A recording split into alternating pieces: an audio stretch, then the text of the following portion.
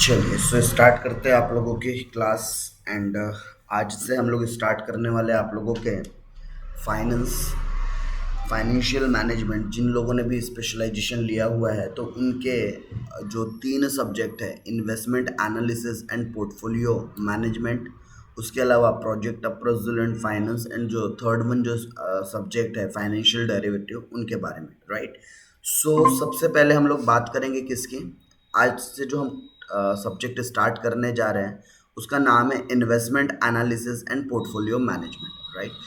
पहले मैं आपको एक ब्रीफ इंट्रोडक्शन दे दूँ इस पर्टिकुलर सब्जेक्ट के बारे में कि इस सब्जेक्ट के अंदर अल्टीमेटली सीखना क्या है हमको, मेन लर्निंग ऑब्जेक्ट क्या होना चाहिए, और इस सब्जेक्ट का आउटकम क्या है, मतलब कि एक रियलिस्टिक लाइफ के अंदर या फिर अब जब कॉरपोरेट सेक्टर के अंदर एंटर्ड करोगे तो इस investment analysis and portfolio management, इस पर्टिकुलर सब्जेक्ट का एप्लीकेशन कहाँ है, मतलब कहाँ आप इनको यूज़ कर सकते हो। तो मैं पहले पूरा सिलेबस आपको इन डेप्थ इंट्रोड्यूस करवा दूँ इसका, देन फिर इसके एप्लीकेशन की भी हम लोग बात करेंगे, करेक्ट। तो अगर मैं वन बाय वन इसके टॉपिक की तरफ अगर चलूँ तो सबसे पहला जो मॉड्यूल है, राइट, जो सबसे पहला मॉड्यूल है वो किस चीज़ से रिलेटेड डील करता है, ठीक है। उस मॉड्यूल का नाम दे दिया गया फिक्स्ड इनकम वैल्यूएशन।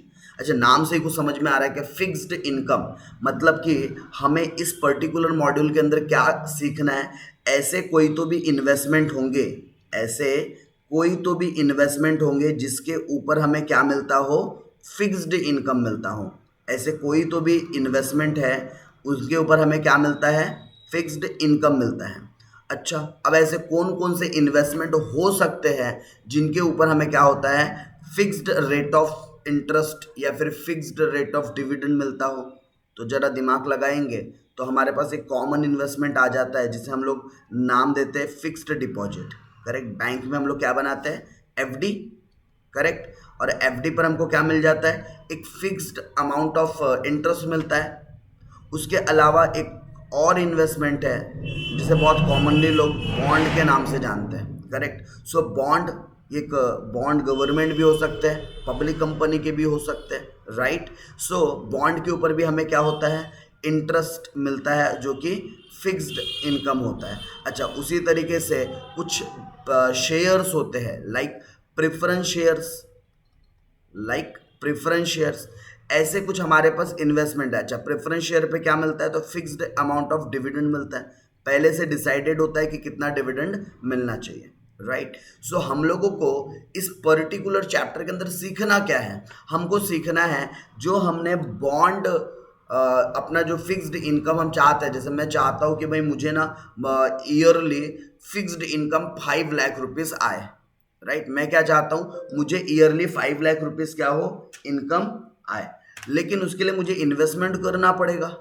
तो कितना इन्वेस्टमेंट करना पड़ेगा, या कोई इन्वेस्टमेंट एडवाइजर बोल रहा है कि 100 आज डिपॉजिट करो, आपको इतने इतने रुपए इतने इतने साल में मिल जाएंगे, तो क्या मैंने उसकी बात इजीली मान लेना चाहिए, क्या सुन लेना चाहिए, या फिर मैंने खुद कैलकुलेशन करके देखना चाहिए कि वाकई में वो जो बोल रहा है कि इतने साल के बाद आपको ये रेट से इतना इतना बेनिफिट मिलेगा, तो उतना सच में मिल रहा है या नहीं मिल रहा है। ये सारा कैलकुलेशंस करना आपको इस पर्टिकुलर चैप्टर के अंदर सीखना है, राइट। तो पहला मॉड्यूल आप लोगों को क्या सिखाने वाला है, ये सिखाने वाला है बॉन्ड का प्राइस का वैल्यूएशन करना, कि जो मार्केट के अंदर गवर्नमेंट बॉन्ड्स हो गए या फिर जो पब्लिक सेक्टर कंपनीज हैं जो अपने बॉन्ड इशू करती है ना, तो उन बॉन्ड का प्राइस क्या होना चाहिए, वो इस पर्टिकुलर मॉड्यूल के अंदर सीखना है। दूसरा, टाइम वैल्यू ऑफ मनी। देखो, हमेशा जो मनी की वैल्यू है, ठीक है, जैसे जैसे टाइम पास ऑन होते जाएगा उसकी वैल्यू डिक्लाइन होते जाती है। सर लेकिन हमने तो सुना है पैसे की वैल्यू कभी कम नहीं होती। देखो, अगर आप देखो नंबर्स टर्म में कम नहीं होती, लेकिन ड्यू टू द इन्फ्लेशन कहीं ना कहीं जैसे जैसे समय पास ऑन होते जा रहा है, समय बढ़ते जा रहा है, जो उसकी परचेसिंग पावर है वो क्या होते जा रही है, कम होते जा रही है। एक एग्जाम्पल के लिए, आज से 5 years अगो, मतलब 5 साल अगर मैं पहले की बात करूं, तो अगर आपको 5 साल पहले 70 रुपीज़ लीटर अगर पेट्रोल मिलता था, उसके बाद फिर 80 रुपीज़ लीटर, फिर 90 rupees litre and 100 rupees litre, मतलब अगर पहले कोई 100 रुपीज़ लेकर पेट्रोल पंप में जा रहा है तो वो 1 point something something litre petrol ले लेता था। अगर आज 100 रुपीज़ लेकर जा रहा है तो वो 0.9 समथिंग लीटर पेट्रोल या फ्यूल क्या कर पाएगा, इंजेक्ट कर पाएगा अपने व्हीकल के अंदर, राइट। सो आप लोगों को टाइम वैल्यू ऑफ मनी को भी क्या करना है, अंडरस्टूड करना है, समझना है। और इसके लिए बहुत सारे फिर अलग अलग टेक्निक है। क्या क्या टेक्निक है, तो एक आपके पास YTM टेक्निक आएगा जिसे हम यील्ड टू मैच्योरिटी बोलेंगे, ठीक है। उसके अलावा आपको पास YTC भी आएगा, यील्ड टू कॉल, यहाँ पर शायद लिखा नहीं है बट यील्ड टू कॉल भी हम लोगों ने पढ़ना है, राइट। एक और टेक्निक होती है, एक YTM और एक YTC, क्योंकि ये बहुत इंपॉर्टेंट कॉन्सेप्ट और एग्जाम में आने वाले कॉन्सेप्ट है। कौन सा, एक तो यील्ड टू मैच्योरिटी और यील्ड टू कॉल क्या होता है इन डिटेल, जैसे हम लोग इसका चैप्टर बिगिनिंग करेंगे, शुरुआत करेंगे, तो वहाँ इन डिटेल इसके ऊपर क्या करने वाले हैं, बात करने वाले हैं, राइट। तो सबसे पहला जो हमारे पास टॉपिक रहने वाला है वो रहने वाला है आप लोगों का फिक्स्ड इनकम वैल्यूएशन। और देखो आप लोगों के लिए सबसे बड़ा जो हथियार रहने वाला है इस बार, ठीक है, पता नहीं अब आप लोगों को कैलकुलेटर्स के कितने शॉर्टकट्स आते हैं कितने नहीं, आई डोंट नो, ठीक है, बट कैलकुलेटर ट्रिक्स इस बार आप लोगों को बहुत सारे आने चाहिए। बहुत सारे चीज़ें ऐसी है जो आप लोगों को कैलकुलेटर पर एक मेमोरी क्रिएट करना पड़ेगा। आप लोगों को कैलकुलेटर के कुछ फंक्शंस, एडवांस फंक्शंस है, दिखने में ऐसा लगता है कि बहुत यार इसमें तो सिंपल चीज़ें हैं, बट बहुत ज़्यादा यूज़फुल होने वाला है क्योंकि आप लोगों को बहुत सारे इसमें कुछ ट्रिक्स हो सकता है आप पहले भी यूज़ कर चुके हो और कुछ नए ट्रिक्स रहेंगे जो हम लोग इस बार सीखने वाले अपने throughout the classes, correct. So ये किसके बारे में हो गया, आपका मॉड्यूल नंबर 1 का जस्ट एक बेसिक क्या पढ़ना है। तो क्या पढ़ना है मॉड्यूल नंबर 1 के अंदर, एक फिक्स्ड इनकम वैल्यूएशन, मतलब कि हमें ऐसे इन्वेस्टमेंट्स के बारे में पढ़ना है जहां से हमें क्या मिलता हो, एक फिक्स्ड इंटरेस्ट या फिर फिक्स्ड डिविडेंड मिलता हो, उनके वैल्यूएशंस के बारे में हम लोगों ने पढ़ना है। फिर हमने पढ़ना है मॉड्यूल नंबर 2, और मॉड्यूल नंबर 2 में हमने इक्विटी वैल्यूएशंस के बारे में पढ़ना है। सर अभी इक्विटी वैल्यूएशन क्या होता है, देखो जब भी कोई कंपनी मार्केट में अपने शेयर लाती है या फिर मुझे किसी कंपनी के शेयर्स खरीदना है, एज अ ओनर मुझे किसी कंपनी के अगर राइट्स खरीदने हैं तो मुझे उस कंपनी का क्या परचेस करना पड़ेगा, शेयर्स, जिसे हम एक नाम भी देते हैं इक्विटी मतलब ओनरशिप, राइट। तो उस ओनरशिप को एक्वायर करने के लिए मुझे कितने पैसे पे करने पड़ेंगे, राइट। मुझे इस बात का क्या करना है, वैल्यूएशन करना है। तो इसके लिए भी हमारे पास अलग अलग टेक्निक है। जैसे कि अगर हम इक्विटी वैल्यूएशन की बात करें तो हम लोग इक्विटी वैल्यूएशन के अंदर प्रेजेंट वैल्यू मॉडल और मल्टीप्लायर मॉडल इनका इस्तेमाल करने वाले हैं, राइट। और कुछ कैलकुलेशन हम लोग असेट्स बेस्ड भी करने वाले, नेट असेट बेस्ड भी करने वाले। एंड इनके अंदर फिर आप लोगों को कुछ सब मॉडल्स पढ़ने हैं, for example dividend discount model, right, किसके अंदर, प्रेजेंट वैल्यू मॉडल के अंदर। और उसके अलावा Gordon growth model, multi stage dividend discount model. और मल्टीप्लायर अगर मॉडल की बात करूं तो मल्टीप्लायर मॉडल के अंदर सिंगल स्टेज, डबल स्टेज, जिसको 2 स्टेज भी बोलते हैं, और 3 स्टेज, हमको ऐसे मॉडल्स भी पढ़ने हैं किसके अंदर, मॉड्यूल नंबर 2 के अंदर, राइट। फिर उसके बाद हम लोग जब आगे बढ़ेंगे, हम लोग मॉड्यूल नंबर जब 3 की तरफ चलेंगे, जब हम लोग मॉड्यूल नंबर 3 की तरफ चलेंगे तो मॉड्यूल नंबर 3 में हम लोग किस चीज़ की बात करेंगे, पोर्टफोलियो के रिस्क की। देखो किसी भी जगह आप इन्वेस्टमेंट करते हो तो रिस्क जो होता है वो 0% से लेकर 100% तक हो सकता है, ठीक है। रिस्क मतलब कि कितना वो ज़्यादा रिस्की इन्वेस्टमेंट है, मतलब उसमें वोलेटिलिटी कितनी ज़्यादा होने वाली है। तो हम लोग हमारे पोर्टफोलियो इन मीन्स हम जो मार्केट के अंदर जो पैसे लगा रहे हैं, फॉर एग्जांपल मैंने मार्केट के अंदर बॉन्ड में पैसे लगाया, हो सकता है डिबेंचर में लगाया, हो सकता है किसी कंपनी के शेयर्स एक्वायर्ड किया, करेक्ट। इनमें से मैं आइदर कोई भी वे क्या कर सकता हूँ, इस्तेमाल कर सकता हूँ फॉर इन्वेस्टमेंट पर्पस। तो हर एक इन्वेस्टमेंट में रिस्क होता है क्या, यस, कहीं ज़्यादा होता है कहीं कम होता है। जैसे अगर मैं इक्विटी शेयर में अगर इन्वेस्ट कर रहा हूँ तो बहुत हाईली रिस्की है। अगर मैं फिक्स्ड डिपॉजिट या फिर गवर्नमेंट बॉन्ड्स या गवर्नमेंट सिक्योरिटी में लगा रहा हूँ तो 0 रिस्क है, राइट। तो हमें रिस्क एंड रिटर्न ये दोनों को क्या करना है, साइमल्टेनियसली पढ़ना है। रिस्क का भी कॉन्सेप्ट पढ़ना है कि हमारा ओवरऑल पोर्टफोलियो का रिस्क कितना है और रिवॉर्ड कितना मिलने वाला है, तो ये पोर्टफोलियो रिस्क एंड रिवार्ड थोड़ा सा बड़ा टॉपिक है, इसलिए आपके सिलेबस में इसको 2 पार्ट में डाला गया है, मॉड्यूल नंबर 3 और मॉड्यूल नंबर 4। ये दोनों भी सिमिलर टॉपिक से रिलेटेड डील करता है, लेकिन दोनों में भी आप लोगों को जो पढ़ने वाली चीज़ें हैं वो डिफरेंट रहने वाली है। करेक्ट। सो हम लोग जब पोर्टफोलियो रिस्क एंड तो रिटर्न की बात करेंगे तो इसके अंदर हम लोग बात करेंगे, कुछ तो थ्योरेटिकल कॉन्सेप्ट है इसके अंदर, लेकिन हम लोग जो बात करने वाले हैं यहाँ पर हम लोग आपके स्टैंडर्ड डेविएशंस की बात करने वाले हैं। ठीक है सर, स्टैंडर्ड डेविएशन, यस, क्योंकि स्टैंडर्ड डेविएशन जो कि एक स्टैटिस्टिकल टूल होता है वो आपके किसको डिनोट करता है, रिस्क को डिनोट करता है। रिटर्न में हम लोग एवरेजेस रिटर्न की बात करेंगे, मतलब कहीं ना कहीं हम यहाँ पर स्टैटिस्टिकल टूल का इस्तेमाल करने वाले हैं। जो आप लोग कुछ स्टैटिस्टिकल्स के अंदर अगर पहले पढ़ रखे होंगे आपने, central tendencies, measures of dispersion, तो या फिर कोरिलेशन, ठीक है, तो ये सारी चीज़ों का हम क्या करने वाले हैं, यहाँ पर इस्तेमाल करने वाले हैं। तो हम लोग इस मॉड्यूल नंबर 3 के अंदर आप लोगों के वेरियस स्टैटिस्टिकल्स टूल इस्तेमाल करेंगे और उस स्टैटिस्टिकल टूल का इस्तेमाल किया जाएगा आपके पोर्टफोलियो को, रिस्क को और रिटर्न को आइडेंटिफाई करने के लिए। करेक्ट। और इसी का जो सेकेंड पार्ट है पोर्टफोलियो रिस्क एंड रिटर्न का, जो सेकंड पार्ट है उसके अंदर हम लोग एफिशिएंट फ्रंटियर के बारे में सबसे ज़्यादा पढ़ने वाले हैं और हम हमारा प्राइसिंग निकालने वाले कि क्या रिटर्न हमें मिल रहा है। ठीक है, जिसके अंदर हम लोग मल्टीपल चीज़ें सीखेंगे, लाइक अल्फ़ा की वैल्यू कैसे निकलती है, बीटा की वैल्यू कैसे निकलती है, गामा कैसे कैलकुलेट किया जाता है, इनका इम्पैक्ट क्या पड़ता है, अल्फ़ा, बीटा, गामा, थीटा, रो। ठीक है, हालांकि ये सेम टॉपिक हम लोगों को इन डेप्थ फाइनेंशियल डेरिवेटिव में भी देखने को मिल जाता है। यहाँ उतना डेप्थ नहीं है जितना डेप्थ कहाँ पर है, फाइनेंशियल डेरिवेटिव में। तो यहाँ पर इसका एक आउटकम आएगा हमारे सामने, बाकी बहुत ज़्यादा इसकी जो डिटेल स्टडी होने वाली है वो कहाँ होने वाली है, फाइनेंशियल डेरिवेटिव इस पर्टिकुलर सब्जेक्ट के अंदर। राइट, चलिए, और एक तो जो आप लोगों ने एफएम के अंदर भी पहले भी पढ़ा होगा, सीएपीएम अप्रोच। राइट, आप लोगों ने कॉस्ट ऑफ कैपिटल कैलकुलेट करते समय प्रीवियस जो फाइनेंशियल मैनेजमेंट सब्जेक्ट था उसके अंदर ये क्या सीएपीएम के बारे में ऑलरेडी थोड़ा बहुत पढ़ रखा होगा। बट ठीक है, सिर्फ सीएपीएम ही नहीं है यहाँ पर, उसके अलावा भी आप लोगों को जो सबसे इंपॉर्टेंट चीज़ होती है वो होती है एक्सपेक्टेड रिटर्न, कि आपको किसी पोर्टफोलियो से कितना रिटर्न मिलेगा और उसके अंदर कितने प्रकार के रिस्क इन्वॉल्व है। रिस्क को ही हम लोग बीटा भी बोलते हैं, रिस्क को ही हम लोग क्या भी बोलते हैं, बीटा। एंड जो हम लोगों का अल्फा होता है, अल्फा हमारे रिटर्न को बताता है, प्रॉफिट को बताता है। ठीक है, तो ये सारी चीज़ें हम लोगों ने मॉड्यूल नंबर 4 के अंदर पढ़नी है। एंड तो लास्ट मॉड्यूल है बहुत ही सिंपल, आसान, ठीक है, अगर पढ़ लिया तो इसमें हम लोगों को परफॉर्मेंस का एनालिसिस करना है कि जो हमारा पोर्टफोलियो बना है वो कैसा परफॉर्म कर रहा है। तो वो आउटस्टैंडिंग परफॉर्म कर रहा है, एवरेज परफॉर्म कर रहा है या फिर अंडर एवरेज परफॉर्म कर रहा है।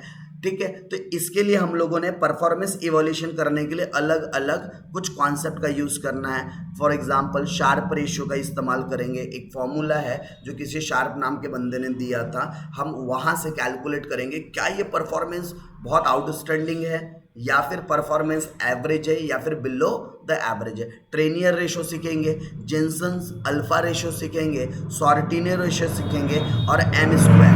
ठीक है, यहाँ पर एम स्क्वायर मतलब मोदी गिलानी एंड मिलर वाला नहीं है। ठीक है, यहाँ पर है, हालांकि ये कॉन्सेप्ट डेवलप दोनों ने मिलकर ही किया था, मोदी गिलानी एंड मिलर, लेकिन ये एम स्क्वायर का कॉन्सेप्ट बिल्कुल डिफरेंट है जो आप लोगों ने पहले पढ़ा है उसके मुकाबले। So this is all about the investment analysis and portfolio management. Right, ये एक आप लोगों को मैंने एक सिलेबस का क्या किया है, एक ब्रीफ इंट्रोडक्शन दिया है। करेक्ट, चलो तो चलते हैं अब किधर, हमारी नोट्स की तरफ, और हम लोग finally investment analysis portfolio management को आज से क्या करने वाले, स्टार्ट करने वाले। तो आप लोग भी पेन कॉपी लेकर बिल्कुल रेडी हो जाइए, क्योंकि काफ़ी सारी चीज़ें हैं जो हम लोगों को क्या करनी है, नोट डाउन करनी है। चलिए, सो हम आ जाते हैं अपनी नोट्स की तरफ, और हम लोगों ने जो बात किया था, राइट, क्या बात किया था मॉड्यूल नंबर 1 के अंदर, रिसेंटली जस्ट हम लोगों ने भी क्या देखा था, आपका एक सिलेबस गो थ्रू किया था। तो आप लोग भी अपने एक नई कॉपी, नई शुरुआत, ठीक है, नए क्लास की, ठीक है, नए चैप्टर के साथ कर रहे हैं, तो आप लोग अपने कॉपी पर हेडिंग दे सकते हैं, module number 1 introduction to fixed income valuation. Right, अच्छा, हम लोग पढ़ेंगे कैसे, किस तरीके से पढ़ेंगे, पूरे पैटर्न को समझ लो। हम लोग कोई भी चैप्टर स्टार्ट करेंगे, ठीक है, कोई भी चैप्टर, तो बेटा हमारा जो डे 1 रहेगा उस चैप्टर का, राइट। कोई भी चैप्टर, कोई भी मॉड्यूल जब भी हम स्टार्ट करेंगे तो हमारा जो डे वन रहेगा, ऑलवेज जितने भी चैप्टर पढ़ेंगे तो डे वन पूरा का पूरा इंट्रोडक्शन रहता है। मतलब पहले आप उस सब चैप्टर को समझ तो लो, राइट।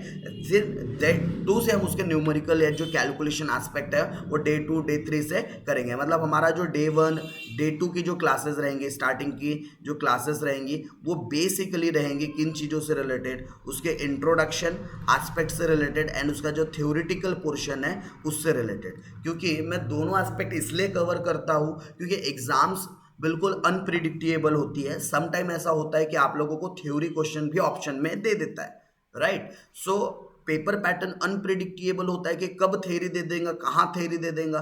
दैट्स वाई हम लोगों ने theory as well as practical तो करना ही है। हमारा मेन फोकस और जो पूरा कोर एरिया रहेगा वो तो प्रैक्टिकल ही रहेगा। बट प्रैक्टिकल शुरू करने से पहले, न्यूमेरिकल क्वेश्चन शुरू करने से पहले हम लोग उस चैप्टर का एक ब्रीफ क्या ले लेते हैं, इंट्रोडक्शन ले लेते हैं, एक स्नैप ले लेते हैं, ताकि हमारे माइंड में एक कॉन्सेप्ट बहुत अच्छे से क्या हो जाए, बैठ जाए, राइट। तो मैं स्टार्ट करने जा रहा हूँ आपका पहला जो मॉड्यूल है या आप बोल सकते हो पहला यूनिट है, introduction to fixed income valuation, right. तो सबसे पहले तो आप लोगों को क्या समझना जरूरी है कि ये भाई फिक्स्ड इनकम वैल्यूएशन होता क्या है, ये फिक्स्ड इनकम वैल्यूएशन होता क्या है। तो देखो नाम से समझ में आ रहा है, फिक्स्ड, फिक्स्ड मतलब जो बिल्कुल पहले से डिसाइडेड है, फिक्स्ड मतलब प्री डिसाइडेड, जो पहले से क्या हो, डिसाइडेड हो, राइट। अच्छा, इनकम मतलब ऑब्वियस है कुछ रिटर्न। इनकम का मतलब क्या होता है, समथिंग रिटर्न, आपने कुछ इन्वेस्ट किया है उसके ऊपर आपको जो रिटर्न मिल रहा है, जो पैसे आ रहे हैं आपके पास in the form of return, उसे हम क्या बोलते हैं, इनकम बोलते हैं। मतलब प्री डिसाइडेड रिटर्न, पहले से डिसाइडेड था कि इतना % हमें रिटर्न मिलने वाला है, तो हमें उनका वैल्यूएशन करना है। क्या करना है, उनका हमने वैल्यूएशन करना है कि कितना इनकम आने वाला है या फिर वो कितना पैसा हमको मिलने वाला है। जैसे इसको मैं एक सिंपल एग्जांपल से आपको समझाने की कोशिश करता हूँ, राइट। इस बात को मैं एक सिंपल सा छोटा सा एक एग्जांपल लेता हूँ, ठीक है, और इस एग्जांपल से आपको क्या करता हूँ, ये बात को और अच्छे से क्लैरिफाई करने की कोशिश करता हूँ। देखो अब आपने क्या किया, आप एक बैंक के पास गए, ठीक है, आप किसके पास गए, एक बैंक के पास गए। ये बैंक है, ये आप हो, आपके पास से मैं एक छोटी सी अमाउंट ले लेता हूँ, ₹1,00,000 है आपके पास, ठीक है, आपके पास क्या है, ₹1,00,000 है। और अब आप ये बैंक के पास गए और आप बैंक को बोलते हो कि देखो बैंक सुनो, मुझे ये 5 साल के लिए पैसे आपके पास रखने हैं। बैंक बोलते हैं ठीक है रखो, हम आपको ये 1,00,000 के बदले थोड़े बढ़ा के पैसे देंगे। तो बैंक बोलती है कि मैं 5 साल के बाद तुमको ये पैसे रिटर्न करूंगी, कितने। तो बैंक बोलती है कि मैं तुम लोगों को 5 साल के बाद 1,17,000 वापस करूंगी। तो बैंक ने कितना पैसा वापस करने की बात कही है, 1,17,000। तो आपको ये देखना है क्या जो बैंक ने हमें जो पैसे दिए हैं वो किस परसेंटेज से दिए, कितना रिटर्न दिया है। 1,00,000 5 साल बाद कितना ग्रो होकर मिल रहा है आपको, 1,17,000 मिल रहा है। इट मीन्स रिटर्न कितना है, यहाँ परसेंटेज नहीं पता, लेकिन यहाँ अमाउंट फिक्स्ड है कि हमें 5 साल में 17,000 क्या मिल रहे हैं, एक्स्ट्रा मिल रहे हैं, राइट। तो आपने जो आज अमाउंट इन्वेस्ट किया है, this is called present value, this is called present value. और जो पैसे भविष्य में आपको मिलने वाले, this is called future value, right. जो पैसे आज आप इन्वेस्ट कर रहे हो, it is called present value, और जो पैसे भविष्य में आपको मिलने वाले, this is called future value, right. अब हमें रेट तो नहीं पता कि रेट क्या है, तो वो रेट हमें निकालना पड़ेगा। लेकिन फिक्स्ड इनकम वाले केसेस में जनरली पहले से रेट क्या होता है, प्री डिसाइडेड होता है। पहले से पता होता है कि रिटर्न 5% के हिसाब से मिलेगा, 6% के हिसाब से मिलेगा, 7% के हिसाब से मिलेगा, 8% और वट एवर जो भी एक परसेंटेज हो, पहले से क्या होता है, प्री डिटरमाइंड होता है, पहले से फिक्स्ड होता है, राइट। तो इस एग्जांपल से 2 बातें मैं आपको सिखाना चाह रहा हूँ। सबसे पहली बात क्या सिखाना चाह रहा हूँ, प्रेजेंट वैल्यू, ठीक है। सबसे पहले आपको क्या समझना है, प्रेजेंट वैल्यू का कॉन्सेप्ट क्या है। तो प्रेजेंट वैल्यू मतलब आज, तुरंत, इमीडिएटली आप कितना पैसा इन्वेस्ट कर रहे हो या कितना पैसा आप कहीं लगा रहे हो, उसे हम क्या बोलते हैं, प्रेजेंट वैल्यू, राइट। तो प्रेजेंट वैल्यू मतलब एट द मोमेंट आपके वैल्यूएशंस या आपकी वैल्यू कितनी है, उसे हम क्या कहते हैं, प्रेजेंट वैल्यू। जैसे हमारे एग्जांपल में प्रेजेंट वैल्यू कितनी है, 1,00,000 रुपीज़। हमारे एग्जांपल में प्रेजेंट वैल्यू कितनी है, 1,00,000 rupees. This is our present value.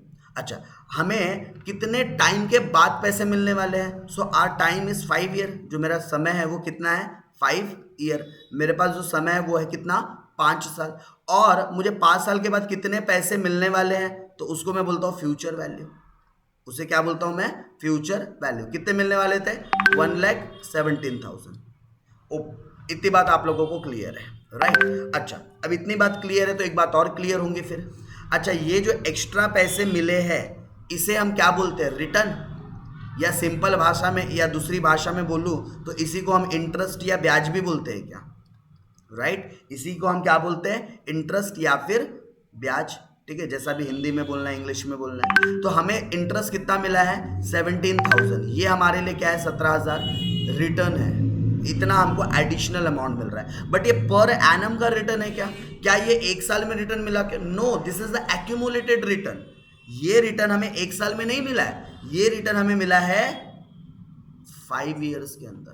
ठीक है, ये रिटर्न हमें कैसे मिला है? 5 ईयर्स के अंदर। तो मुझे ये जानना है कि ये किस रेट ऑफ इंटरेस्ट से मिला होगा। रेट ऑफ इंटरेस्ट क्या रहा होगा? राइट, रेट ऑफ इंटरेस्ट क्या रहा होगा? This is question mark. ये हमें पता करना है, राइट? सो ये कैसे पता चलेगा? तो देखो, हम लोग कहीं पर भी फिक्स्ड इनकम से अगर वैल्यूएशन निकालते हैं ना, सो हमारे पास इंटरेस्ट कैलकुलेट करने के दो तरीके होते हैं। There are two methods of calculating interest. Sir कौन सी दो मेथड्स? तो there are two methods. There are two methods of calculating interest. There are two methods of calculation of interest. Sir कौन सी वो दो मेथड है? आप लोगों ने बचपन में कई दफा ये चीज को पढ़ रखा है, बहुत बार पढ़ रखा है ये चीज। जस्ट मैं यहां पर नाम लिखूंगा, आपको क्लिक हो जाए, अच्छा ये होता है क्या? ये तो हमको आता है। ठीक है, आप लोग खुद एक्सेप्ट करोगे कि ये चीज आपको आती है। हम दो तरीके से इंटरेस्ट निकालते हैं। एक को बोलते हैं सिंपल इंटरेस्ट, एक होता है सिंपल इंटरेस्ट, और दूसरा तो आपके जबान पर आ ही गया होगा। दूसरा क्या? Very good, compound interest. तो दो तरीके से इंटरेस्ट के कॉन्सेप्ट होते हैं। एक होता है सिंपल इंटरेस्ट और दूसरा होता है compound interest. There are two type of interest, एक सिंपल और एक कंपाउंड, राइट? अच्छा, अब हम फाइनेंस की दुनिया में आ रहे हैं, और जब फाइनेंस की दुनिया की हम लोग बात करें तो सिंपल इंटरेस्ट हमारे लिए कोई मायने नहीं रखता। क्यों? क्योंकि सिंपल इंटरेस्ट में ग्रोथ कभी नहीं होती, राइट? फिर भी मैं आप लोगों को सिखा दूं कि सिंपल इंटरेस्ट किस तरीके से हम लोग निकालते हैं या किस तरीके से कैलकुलेट करते हैं, राइट? दोनों को कैलकुलेट करने के अपने अलग अलग फॉर्मूले। तो मैं यहाँ पर आप लोगों को कुछ बेसिक अगर सिंपल इंटरेस्ट के फॉर्मूले के साथ आगे ले जाऊँ तो सिंपल इंटरेस्ट का फॉर्मूला क्या होता है? Simple interest is equal to, ठीक है, सिंपल इंटरेस्ट कैसे निकलेगा? Principal into rate of interest into time. ये सिंपल इंटरेस्ट का फॉर्मूला है, राइट? प्रिंसिपल, जितना अमाउंट आज मैं इन्वेस्ट कर रहा हूँ, इस प्रिंसिपल को कुछ लोग प्रेजेंट वैल्यू भी बोलते हैं। आर मतलब रेट ऑफ इंटरेस्ट, जिस रेट से मैं मतलब इन्वेस्ट कर रहा हूँ, जो मुझे फिक्स्ड इंटरेस्ट जो मिलने वाला है, और टाइम मतलब जितने टाइम होरिजन के लिए मैं करने वाला हूँ। ठीक है, तो हमारे एग्जाम्पल के अंदर सिंपल इंटरेस्ट अगर मैं मान के चलूँ कि 17,000 है और 1 लाख रुपीज़ का मेरा प्रेजेंट वैल्यू था। रेट ऑफ इंटरेस्ट तो नहीं पता, आर वी डोंट नो, हमें वही तो फाइंड करना है। And time horizon is 5 year, और समय कितना था? 5 साल। तो जब मैं इस बात को अगर कैलकुलेट करता हूँ, ठीक है, तो 1 लाख, ये कितना हो जाएगा आपका? 1 लाख इंटू 5 करूंगा तो 5 लाख, ठीक है, इंटू आर, और इधर अमाउंट कितनी आपकी? 17,000, राइट? तो मुझे आर की वैल्यू चाहिए, तो इस 5 लाख को मैं इधर लेफ्ट हैंड साइड ला लूँ तो मेरी वैल्यू क्या होंगी? आर अपनी जगह पर एज इट इज़ है और 17,000 अपनी जगह पर है। ये इधर मल्टीप्लाइड में है। होप आपको ये बात समझ में आती है कि मल्टीप्लाई के इधर जाता है तो क्या होता है। ठीक है, नहीं पता तो जस्ट एक बार रिकॉल के लिए बता दूं, अगर कोई चीज़ इधर मल्टीप्लाइड में, अगर आप उसको इधर ट्रांसफ़र करो तो डिवाइड में, अगर इधर कोई चीज़ प्लस है इक्वल्स टू के, अगर अपोजिट साइड अगर आप ले जा रहे हो तो सिंबल भी अपोजिट हो जाता है।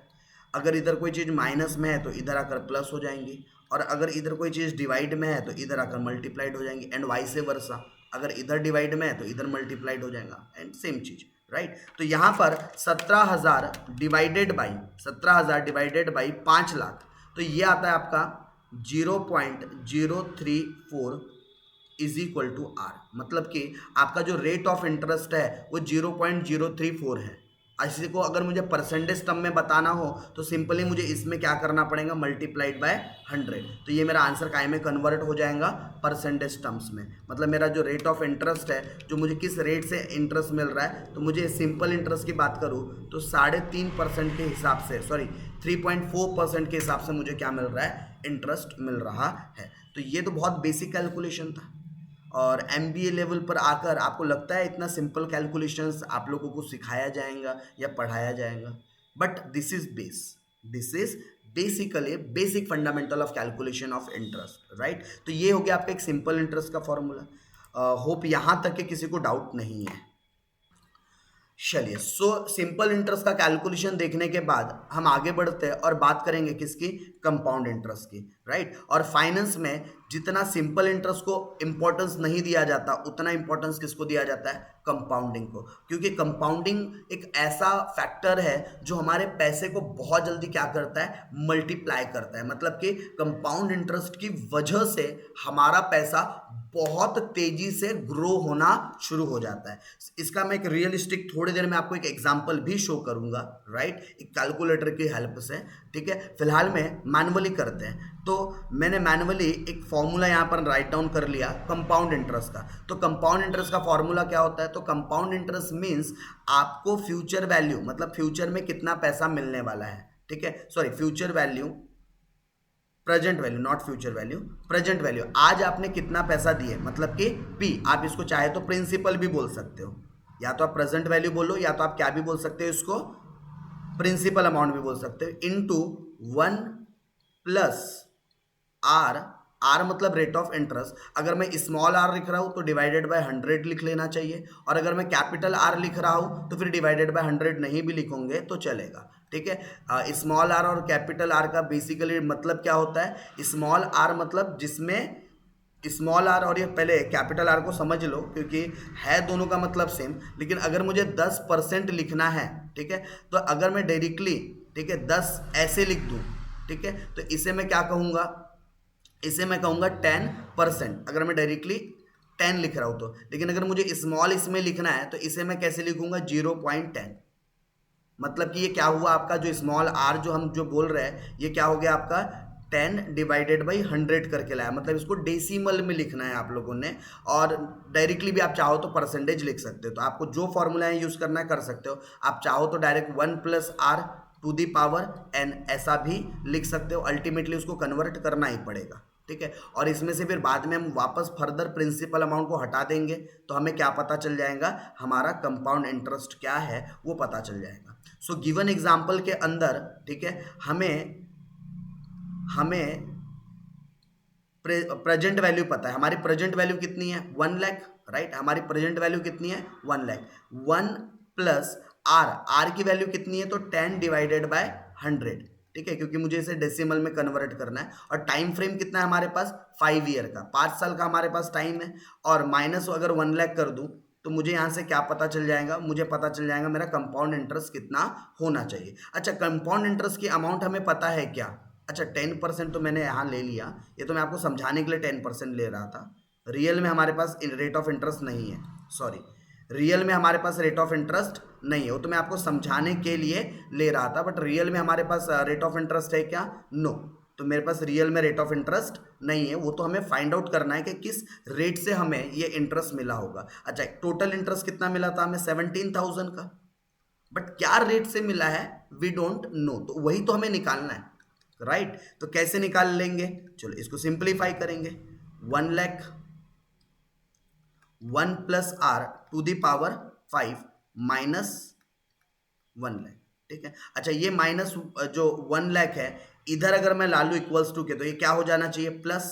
मतलब आपका ये 17,000 और ये माइनस इधर आ जाएगा तो क्या हो जाएगा, प्लस। मतलब कि 1,17,000 हो जाएगा, is equal to 1 lakh 1 plus r to the power 5। Okay, अब मुझे r की वैल्यू चाहिए, तो जैसे भी मुझे यहाँ से धीरे धीरे करके एक एक नंबर क्या करना है, हटाते चलना है। जैसे ये 1 लाख अभी इस टर्म के साथ मल्टीप्लाई में है, जब इक्वल्स टू के इधर लाऊंगा तो क्या हो जाना चाहिए, डिवाइड, तो डिवाइडेड बाय 1 लाख। ओके, अब बचा क्या, तो इधर बचा 1 plus r to the power 5, 1 plus r to the power 5, right. तो अगर मैं इसे डिवाइड करूँ तो क्या आ जाएगा 1.17, राइट, क्या आ जाएगा 1.17, तो 1 plus r to the power 5। Okay, अब मुझे कोई ऐसा नंबर चाहिए, ठीक है, यहाँ पर आर की मुझे ऐसी वैल्यू चाहिए जिसका 5 टाइम कंपाउंडिंग करने पर 1.17 वैल्यू आए या उसके आसपास आए। तो हमारे पास दो तरीके होते हैं यहाँ पर। एक तो आप ट्रायल मेथड से कर सकते हो। ट्रायल मेथड मतलब यानी कि आप बस तुक्का लगाते जाओ और निकालते जाओ, तुक्का लगाते जाओ और निकालते जाओ। सर कैसे तुक्का लगाएंगे और निकालेंगे? जैसे अपने मन से आप क्या कर सकते हो, या फिर जैसे आपने रफली सिंपल इंटरेस्ट ऑलरेडी कैलकुलेट कर लिया है, ठीक है, तो पक्की बात है कि इससे थोड़ा कम ही होगा क्योंकि कंपाउंड इंटरेस्ट ग्रोथ हो के मिला है। तो जैसे सिंपल इंटरेस्ट अगर 3.4 है तो एक बार 3 से जस्ट ट्राई करके देख लेते हैं कि 3 में ये 1.17 आता है क्या। कैसे ट्राई करेंगे? तो अगर मैं अज्यूम कर रहा हूँ कि यहाँ पर 3% होता तो कितना हमारा कंपाउंड वैल्यू बनती। तो मैं जैसा कैलसी पर कमांड दे रहा हूँ वो कमांड आप भी कर सकते हैं 1, ठीक है, मैं जैसा जैसा कमांड दे रहा हूँ आप ये कमांड को क्या कर सकते हैं अपने कैलसी पर कर सकते हैं। 0.03 मतलब मैंने 1 में प्लस कर दिया 0.03 को, तो 1.03 आ गया आपका, क्योंकि यहाँ मैं 3% है ऐसा अज्यूम करके चल रहा हूँ। इनटू हमें 5 टाइम कंपाउंड करना है, तो जैसे ही मैंने इनटू की बटन प्रेस किया ये फर्स्ट टाइम कंपाउंड हो रहा है। इक्वल्स टू मतलब कि इनटू इक्वल्स टू जैसे करूंगा तो ये क्या हो गया स्क्वायर, मतलब 2 टाइम मल्टीप्लाइड हो चुका है। फिर से मैं क्या कर रहा हूँ इक्वल्स टू, मतलब ये मेरा तीसरी बार हो रहा है। फिर से मैं क्या कर रहा हूँ इक्वल्स टू, यानी कि मेरा चौथी बार हो रहा है, और मैं फिर से दबा रहा हूँ इक्वल्स टू, तो ये मेरा 5वीं बार हो रहा है। तो 5 बार दबाने के बाद मुझे जो रिजल्ट मिल रहा है वो मिल रहा है 1.1592। ये मुझे मेरा क्या मिल रहा है, आउटकम मिल रहा है। मतलब कि अगर मैं 3% के हिसाब से रेट ऑफ इंटरेस्ट देखूं तो ये बिल्कुल इससे कम है, मतलब कि रेट ऑफ इंटरेस्ट थोड़ा और ज़्यादा होगा। तो कितना ज़्यादा होगा? लगभग बहुत क्लोज है, तो एकदम से 4% तो नहीं हो सकता, तो 3.10% से आप कैलकुलेट करके देख सकते हो, राइट। कौन से परसेंट से? इसको बोलते हैं ट्रायल। जब तक आंसर नहीं आ रहा है ट्रायल करते जाओ, जो कि टाइम कंज्यूमिंग प्रोसेस होती है। तो इसका अल्टरनेटिव होता है क्या सर? यस, इसका अल्टरनेटिव सॉल्यूशन भी होता है। अगेन वही हम alternative solution in detail YTM YTC के अंदर पढ़ने वाले हैं। ओके, सो फिलहाल में अभी हम ट्रायल मेथड के थ्रू जा रहे हैं, क्योंकि मैं एकदम से भी आपको YTM और YTC के कॉन्सेप्ट पे नहीं ले जाने वाला। चलो अब मैं R का दूसरा 3.10% रखकर अब वैल्यू को चेक करता हूँ। तो 1 प्लस 0.0310, मतलब ये 3.10% को हम इस तरीके से लिख सकते हैं। दोनों को ऐड कर देंगे तो 1.0310, राइट।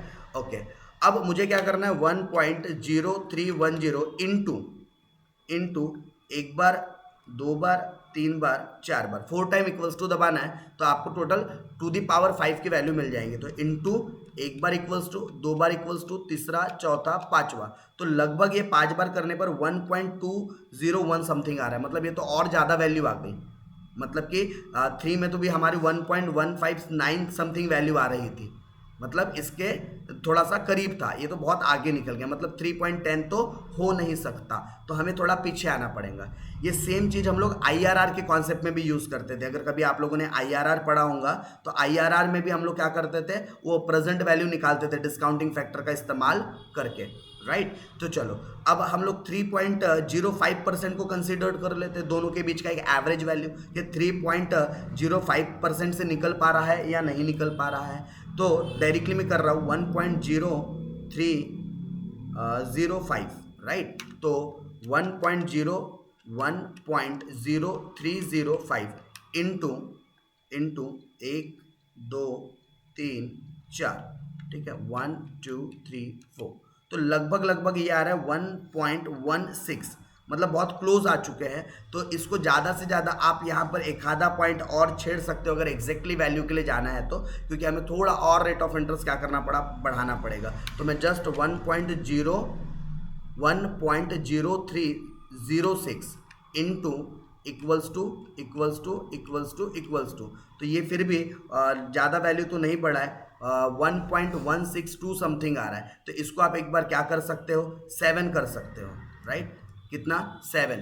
तो अगर आप 7 से ट्राई करोगे तो ये आपका आना चाहिए 1 2 3 4 5, 7 से ज़्यादा ही आ रहा है। मतलब कि जो हमारा रेट ऑफ इंटरेस्ट यहाँ पर आना चाहिए वो अप्रॉक्सीमेटली 3.06 एंड आगे इसके और भी नंबर होना चाहिए, तो एग्जैक्ट कैलकुलेशन तो नहीं होगा, लेकिन एक अप्रॉक्स वैल्यू हमको मिल रही है, और अप्रॉक्स जो वैल्यू मिल रही है हमें वो कितनी मिल रही है, 3.06% अप्रॉक्स। ये हमें क्या मिल रहा है, कंपाउंड इंटरेस्ट से हमें एक इंटरेस्ट रेट मिल रहा है कि क्या हमें कंपाउंडिंग इंटरेस्ट जो हो रहा है वो किस रेट से हो रहा है। तो ये हो गया एक ट्रायल मेथड, जो कि एक टाइम कंज्यूमिंग प्रोसेस है, ठीक है, जहां पर हम लोग आंसर तो डेफिनेटली ट्रायल कर करके निकल ही जाएगा। एक बार ट्रायल करेंगे, आसपास की वैल्यू पे आएंगे, फिर थोड़ा और दिमाग लगाएंगे, आसपास की वैल्यू पर आएंगे, ठीक है, तो ट्रायल से आंसर तो निकल जाएगा, लेकिन this is not an accurate way, because इसमें समय बहुत ज़्यादा जाएगा आप लोगों का, और उतना समय होता नहीं है, और एक्यूरेसी को लेकर स्टिल क्या नहीं है, कंफर्मिटी नहीं है। क्यों? क्योंकि अभी भी हम आंसर में अप्रॉक्स लिख रहे हैं। अप्रॉक्स का मतलब क्या होता है, इसके आसपास आंसर आ रहा है, एग्जैक्ट आ रहा है क्या, so answer is no, right. लेकिन ये भी तरीका हमारे मतलब फाइनेंस के अंदर क्या है, एक्सेप्टेबल है। मतलब इन तरीकों को भी हम फाइनेंस के अंदर क्या करते हैं, एक्सेप्ट करते हैं। ट्रायल मेथड के नाम से एक मेथड ही बनती है, और उस मेथड को भी क्या किया जाता है, एक्सेप्ट किया जाता है। चलिए तो बढ़ते हैं आगे, राइट। सो आप लोगों को सिंपल इंटरेस्ट, कंपाउंड इंटरेस्ट, तो सिंपल इंटरेस्ट आपको उतना ज़्यादा ध्यान नहीं देना है, बिकॉज सिंपल इंटरेस्ट के बेसिस पर हम कोई बहुत ज़्यादा कैलकुलेशन नहीं सीखने वाले या नहीं करने वाले। तो हमारा फोकस कहाँ रहेगा, कंपाउंडिंग की तरफ। हम जब भी रेट ऑफ इंटरेस्ट की बात करेंगे, हमारे दिमाग में सबसे पहला फैक्टर कंपाउंडिंग इंटरेस्ट को लेकर ही आना चाहिए, क्योंकि फाइनेंस के अंदर हम लोग कंपाउंडिंग इंटरेस्ट को ही क्या करते हैं, इंपॉर्टेंस देते हैं। होप इतनी बात भी आप लोगों को क्या है, क्लियर है, राइट। चलो एक और एग्जांपल देते हैं इसी का, और फिर अपने टॉपिक को आगे बढ़ाते हैं, ठीक है। एक और एग्जांपल कैलकुलेशन से रिलेटेड ही, ठीक है।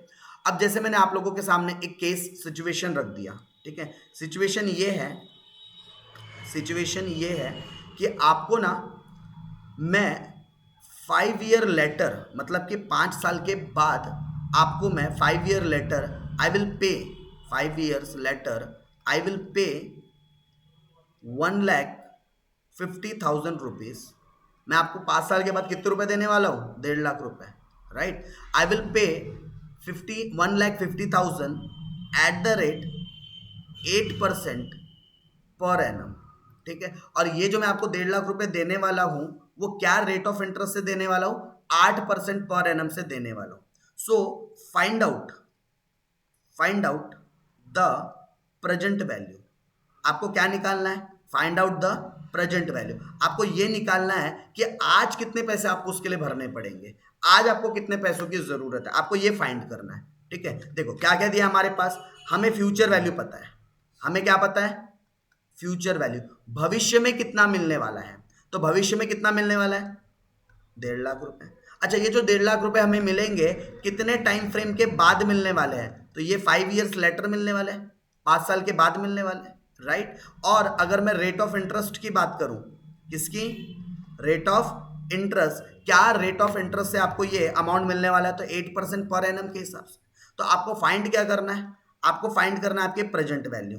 प्रेजेंट वैल्यू मतलब प्रिंसिपल अमाउंट। ओरिजिनली आपको आज कितना इन्वेस्टमेंट करना पड़ेगा कि 8% के हिसाब से आपको 5 साल के बाद 1.5 लाख रुपए मिले, तो आज आपका इन्वेस्टेड अमाउंट कितना होना चाहिए, आपको ये कैलकुलेट करना है, ठीक है। अगेन कंपाउंडिंग इंटरेस्ट का फॉर्मूला पता ही है, ठीक है। तो कंपाउंडिंग इंटरेस्ट के अलावा एक और फॉर्मूला आता है जिसे हम बोलते हैं फ्यूचर वैल्यू का फॉर्मूला, ठीक है। फ्यूचर वैल्यू मतलब आपको भविष्य में कितना पैसा मिलने वाला है। तो प्रिंसिपल अमाउंट मतलब कि present value multiplied by 1 plus r में स्मॉल इसमें लिख रहा हूं, टू द पावर n। इसी को हम लोग फ्यूचर वैल्यू या फिर एन्युटी का फॉर्मूला भी बोलते हैं, क्योंकि ये आपको भविष्य में कितना पैसा मिलने वाला है, ये फॉर्मूला वो बताता है, करेक्ट। तो हमारे पास फ्यूचर वैल्यू ऑलरेडी अवेलेबल है क्या, कितनी, 1.5 लाख। उसके अलावा प्रेजेंट वैल्यू अवेलेबल है क्या, नो। 1 प्लस आर पता है कि यस 0.08 क्योंकि 8% है, and to the power n भी पता है कि यस 5 ईयर है, राइट। अब अगर मैं इस पूरे इक्वेशन को अगर सिंप्लीफाई करूं तो 1,50,000 is equal to principal amount, या इसका प्रेजेंट वैल्यू भी बोल सकते हो, 1.08 टू दी पावर 5। इसकी वैल्यू निकाल लेंगे कैलसी पर, एंड होप आपको कैलसी पर वैल्यू निकालते आती है। कैसे कमांड दोगे, 1.08 इंटू, और कितने बार इक्वल्स टू करेंगे, 4 टाइम, क्योंकि टू दी पावर 5 है। तो जैसे मैंने इंटू प्रेस किया, ये 1 टाइम कंसिडर्ड हो चुका है, इक्वल्स टू दबाऊंगा तो उसका स्क्वायर हो जाता है, मतलब 2 टाइम हो चुका है। फिर ये हो गया आपका 3 टाइम, 4 टाइम, 5 टाइम, मतलब मैंने 5 बार नहीं दबाया, 4 टाइम ही दबाया, काउंटिंग में 5 बोल रहा था। तो इसकी वैल्यू कितनी आ रही है, 1.4693, ये इसकी वैल्यू आ रही है। आप भी करके देख सकते हो,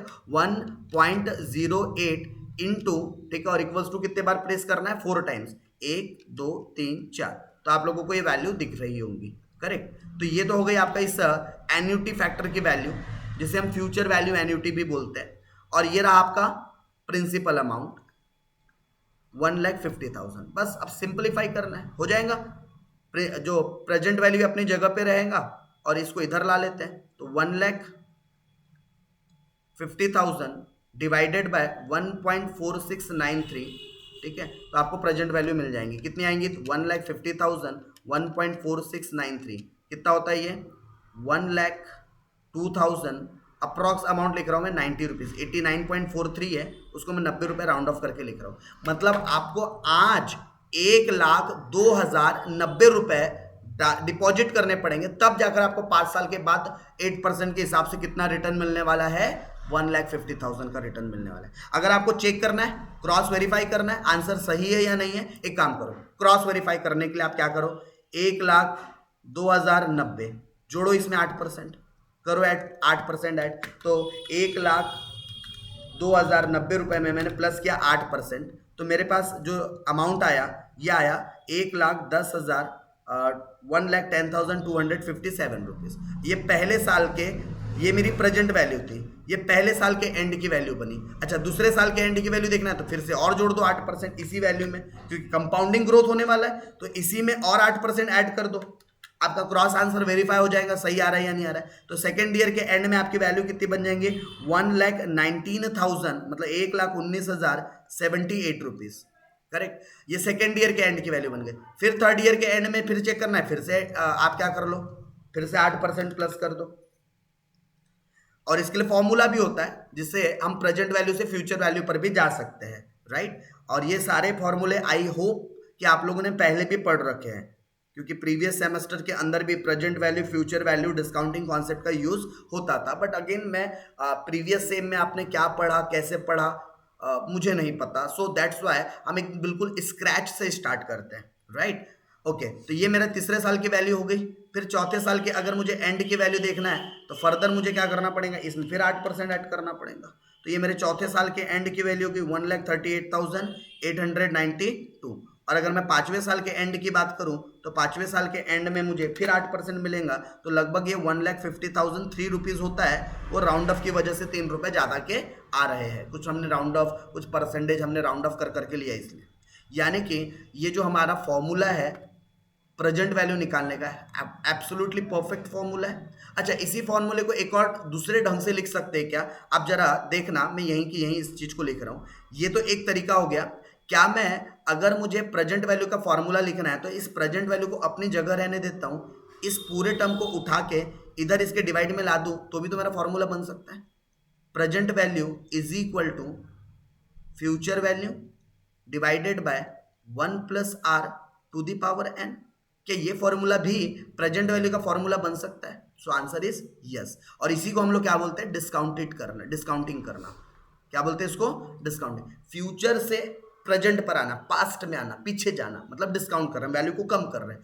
और अगर हम क्या कर रहे हैं, प्रेजेंट से फ्यूचर की तरफ जा रहा है, मतलब कंपाउंडिंग करना। कंपाउंडिंग मतलब वैल्यू को बढ़ाना, और डिस्काउंटिंग मतलब वैल्यू को कम करना, राइट। तो पहला वाला जो मॉड्यूल है आपका, उसके अंदर ये बेसिक बात आपको बिल्कुल दिमाग में रखनी पड़ेगी, जो बेसिक अभी बताते हुए चल रहा हूं, क्योंकि इसी पर बेस्ड है पूरा का पूरा unit number 1, module number 1। Okay, so don't worry, मैं जो भी यहाँ पर चीज़ आपके साथ डिस्कस करूंगा, जो भी चीज़ पढ़ाऊंगा, तो ऐसा नहीं होगा कि वो काम की नहीं रहेंगी, काम की होंगी, करके ही मैं आपके साथ क्या कर रहा हूँ, डिस्कस कर रहा हूँ, राइट। तो आप लोगों को प्रेजेंट वैल्यू और फ्यूचर वैल्यू, ये दोनों चीज़ आपके दिमाग में बहुत अच्छे से क्या होना चाहिए, सेट होना चाहिए।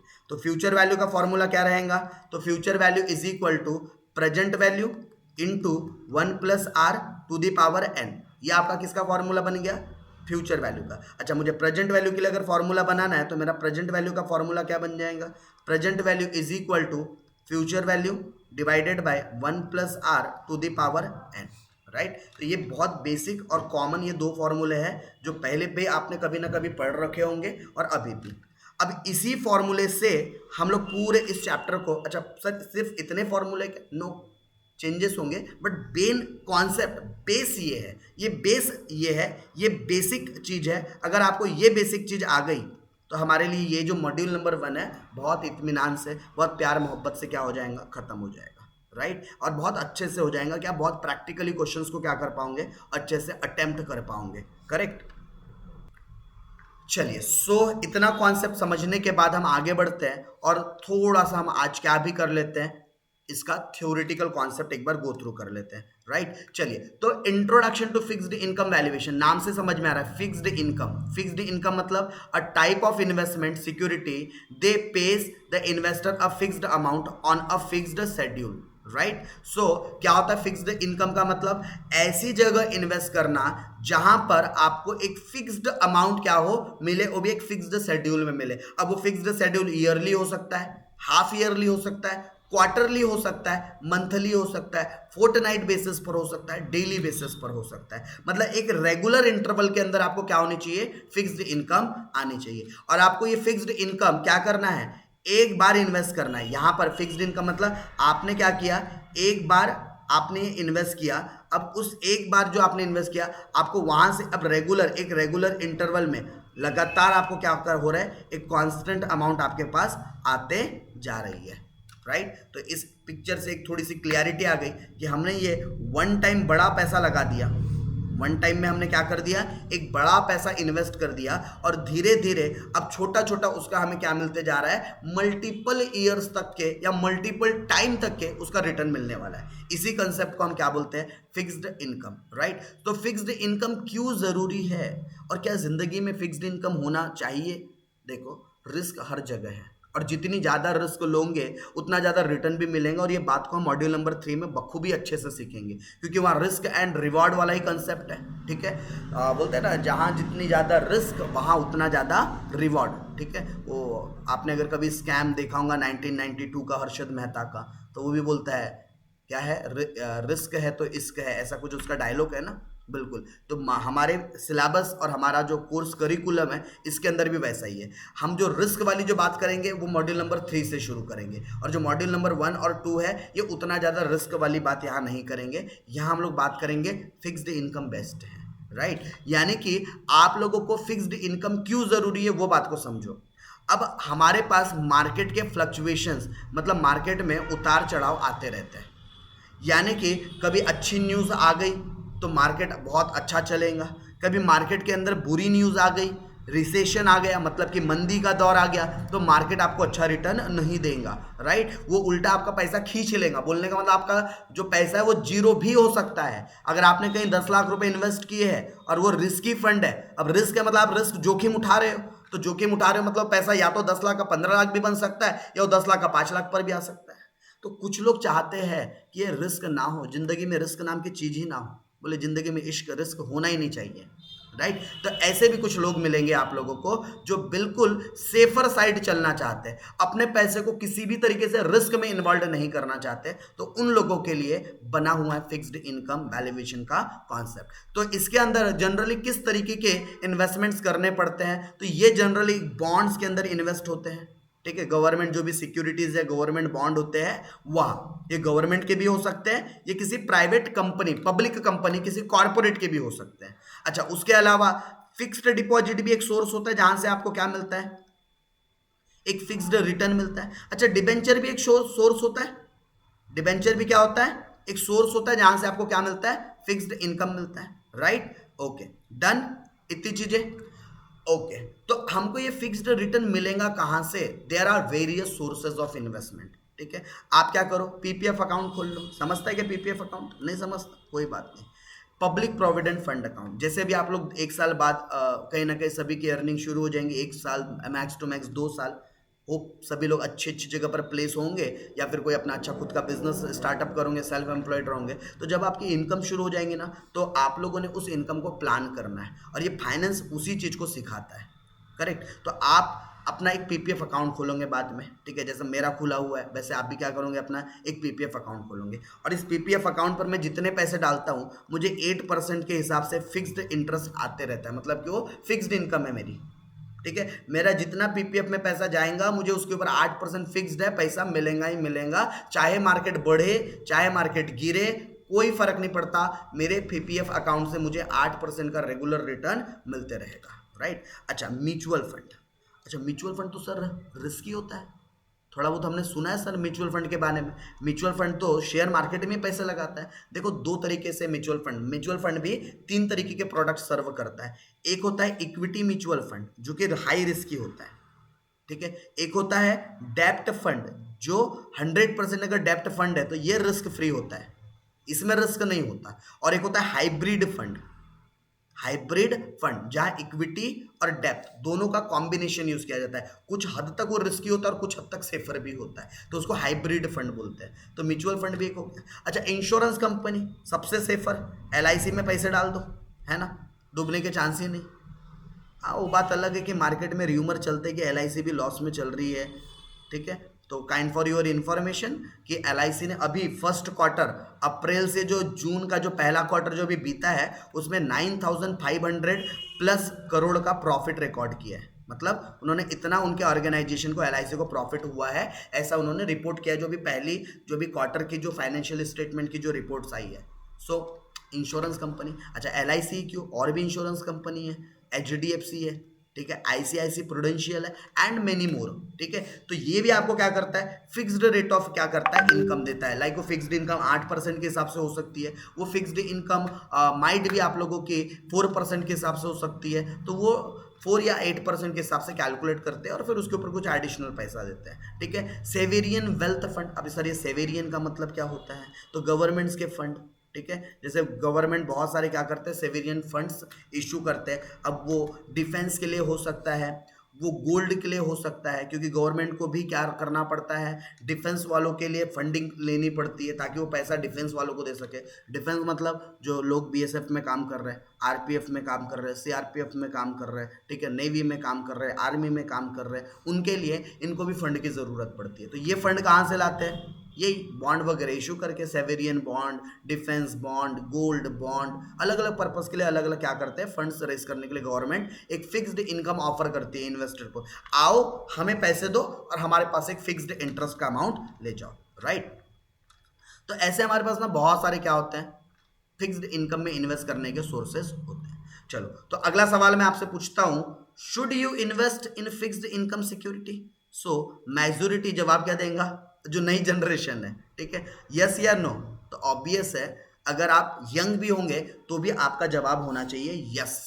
हम तो कुछ तो ऐसे इन्वेस्टमेंट करेंगे जहां पे हमको अश्योरेंस मिले, गारंटी मिले कि हमें इतना रिटर्न मिलने वाला है, राइट। जैसे कि अगर मैं एक पर्सनली ही बात करता हूँ, जैसे मेरा जो इन्वेस्टमेंट है या जो मैं अपना जो पोर्टफोलियो को मैनेज करता हूँ, मैं लगभग अपने सेविंग का 70% अमाउंट रिस्की फंड में डालता हूँ, मतलब मार्केट में डालता हूँ, म्यूचुअल फंड, एसआईपी के थ्रू, स्टॉक्स एंड ट्रेडिंग के थ्रू, राइट। और जो 30% पैसा है मेरा वो जाता है फिक्स्ड इंटरेस्ट वाली इनकम की तरफ, यानी कि फंड को हमने डाइवर्सिफाई किया।